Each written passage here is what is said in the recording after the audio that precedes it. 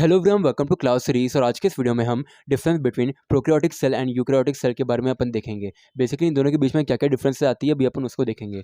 ठीक है, तो चलो अभी अपन सीधे अपने डिफरेंसेस के साइड में चलते हैं। आप देख सकते हैं हमारे बेसिकली यहाँ पे दो कॉलम्स हैं। फर्स्ट कॉलम अपना रिप्रेजेंट करता है प्रोकैरियोटिक सेल और सेकंड कॉलम अपना रिप्रेजेंट करता है यूकैरियोटिक सेल।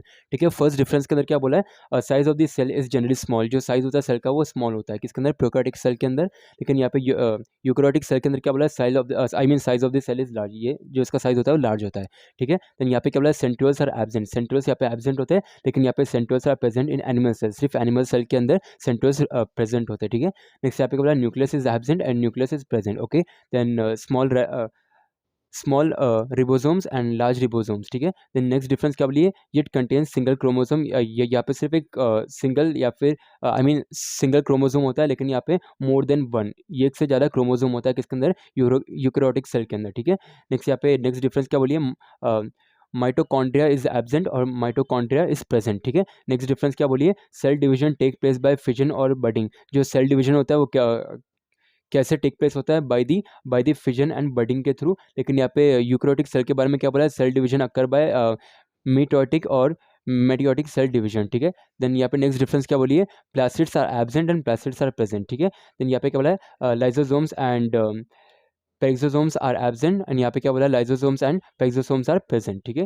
नेक्स्ट यहाँ पे क्या बोला है, Golgi apparatus and endoplasmic reticulum are absent. Then यहाँ पे क्या बोला है, Golgi apparatus and endoplasmic reticulum are present. ठीक है, देन यहाँ पे क्या बोला है, nuclear region nuclear region is poorly defined. यहाँ पे पोली डिफाइन करा जाता है, लेकिन यहाँ पे यूकैरियोटिक सेल के अंदर क्या बोला, nuclear region is well defined. Okay, अभी अपन एग्जांपल्स की बात करते हैं थोड़ी। तो प्रोकैरियोटिक सेल का एग्जांपल क्या क्या हो सकता है, बैक्टीरिया, ब्लू ग्रीन आल्गे एक्सेट्रा। ठीक है, देन यहाँ पे यूकैरियोटिक सेल का एग्जांपल क्या क्या हो सकता है, fungi, plant and animal cell etcetera. ठीक है, नेक्स्ट अपन नेक्स्ट डिफरेंसेस देखते हैं।